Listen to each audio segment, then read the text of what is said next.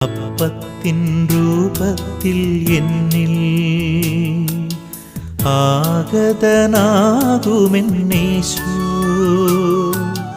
അണയേണമേ എൻ്റെ ഉള്ളിൽ, അതുമാത്രം ഞാൻ കൊതിപ്പൂ. അണയേണമേ എൻ്റെ ഉള്ളിൽ, അതുമാത്രം ഞാൻ കൊതിപ്പൂ.